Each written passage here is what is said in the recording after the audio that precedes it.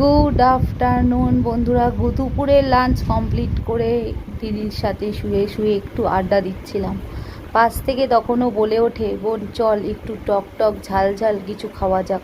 আমিও তখন বলে উঠলাম, চল তাহলে খাওয়া যাক, অনেক দিনই হলো টক টক ঝাল ঝাল কিছু খাওয়া হচ্ছে না।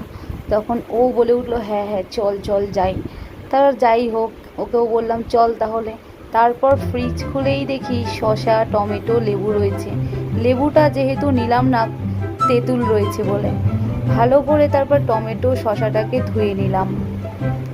কিছু ভালো মতন ধুয়ে নেওয়ার পরে শসার দু সাইডটা ভালো করে কেটে আবারও একবার ধুয়ে নিলাম। তারপরে ভালো করে ঝিরিঝিরি করে শসাটাকে ঘষে নিলাম।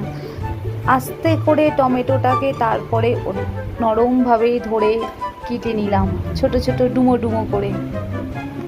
কাটাকাটি করার সময় পাশ থেকে দিদি বলছে, ফেস প্যাকটা তখন থেকে করে রেখেছি, তুই একটুখানি লাগিয়ে নে, নইলে শুকিয়ে যাচ্ছে। বললাম দে তাহলে লাগিয়ে, ভালো করে একটু লাগিয়ে দে, চোখ মুখগুলো কেমন দিন দিন হয়ে যাচ্ছে। যাই হোক, কাটাকাটি হয়ে যাওয়ার পরে সব একসাথে মিক্স করে নিলাম। তারপরে তেঁতুলটাকে নিয়ে নিলাম। তেঁতুলটাকে নিয়ে পাশে এক ভাই ছিল, ভাইকে বললাম একটু জল দে। তেঁতুলটাকে ভালো করে জলের সাথে গুলে নিলাম। নেওয়ার পরে তেঁতুলটাকেও বাটিতে সব কিছুর সাথে মিশিয়ে দিলাম।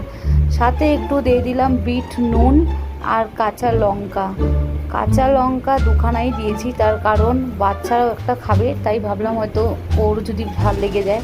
ও অত ঝাল খায় না, তবে অল্প একটু খায়। তারপর বেড়ে নিলাম, বেড়ে দেওয়ার পরে সবাইকে বললাম খাও।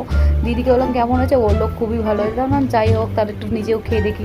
নিজে খেয়েও দেখলাম, ও আমার তো এমনিও তেঁতুল ফেভারিট। খাওয়ার পরে তো খুবই ভালো লাগলো। মাকেও বললাম, মা দেখো খেয়ে কেমন হয়েছে বলো। মাও বললো খুব ভালো হয়েছে। মার মুখ চোখ দেখে আমার নিজেরই খুব হাসি পাচ্ছিলো। যাই হোক, আমরা সবাই এনজয় করি, তোমরা আমাকে ফলো করো।